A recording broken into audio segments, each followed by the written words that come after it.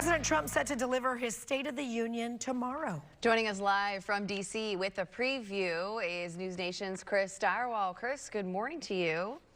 Good morning to you, ladies. So obviously there will be a lot included in this speech, but what will the main focus of tomorrow's speech? What is it looking like so far? Who could know? I wish I knew. No, this is why Donald Trump's hold on American politics is rooted in a lot of things, but probably chief among them is that no one knows what he's going to say at any given moment. And there will be a speech in the teleprompter, but he will, as the president says, do the weave, I'm sure, where he will riff and he will talk and he will go, and everybody will be sitting on the edge of their seat because you never know what he's going to do. Speaking of edge of the seat, I know many have eyes on what's happening foreignly, and especially in particular with what's happening with Iran. Do you think he's going to be addressing foreign matters, Venezuela, Iran, what's happening in Mexico right now?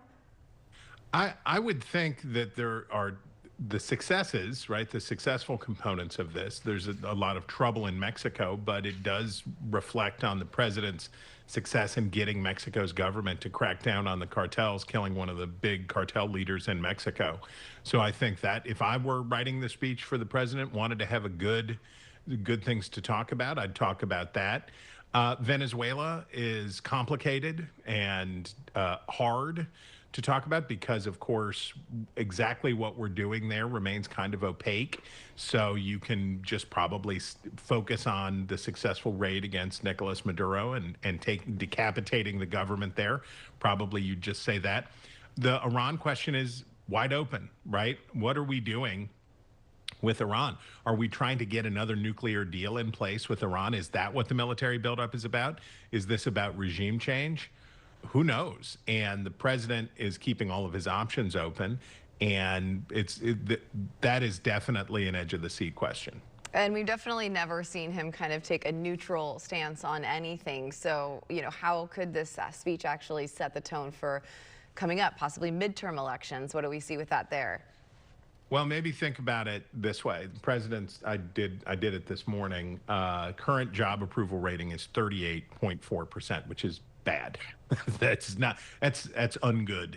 And that means bad news for Republicans down the ballot and if, let me put it this way, if these numbers held and were present in October, the Republicans would definitely lose the House and might well lose the Senate. So the president knows that and the Republicans know that. And that's why on questions like trade and on the Epstein files and on a number of things, Republicans are becoming harder for the president to corral. So one of the things that he definitely probably want to do tonight or tomorrow night is get the Republicans back in line. And he can do that. Democrats could help him do that. If they act out, misbehave, hoot and holler, wave their canes, do whatever else, that will be a good foil for the president in trying to get the Republicans back to where he needs them to keep his agenda intact. Chris, the takeaway that I'm getting from you is who knows what's going to happen basically tomorrow. That's all I heard in the past, right? Correct. You got it. But if there is anything in particular that Americans should be watching out for and listening for, what would you suggest that be? Look, the State of the Union has turned into a kind of unfortunate institution that you remember when Joe Biden and Marjorie Taylor Greene yelled at each other and had their back and forth and all of that stuff. The justices of the Supreme Court, I expect, will be sitting in the front row. How will the president deal with his defeat at the Supreme Court over tariffs? He said some wild stuff. You'd have to go back to Teddy Roosevelt probably to find a president saying these kinds of things about the Supreme Court. This is a moment where we're supposed to see our leaders modeling good behavior, right? This is how you're supposed to act. This is what decorum looks like. This is whatever. But it's turned into sort of a pro wrestling SmackDown space.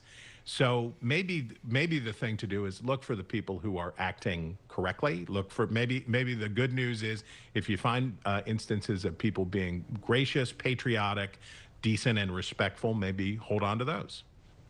Chris Stirewalt, we appreciate your time. We'll be watching it. Heck yeah. And you can watch tomorrow's State of the Union on our sister station, News Nation. If you'd like to find the channel, you can head to our website. Click the Scene On tab.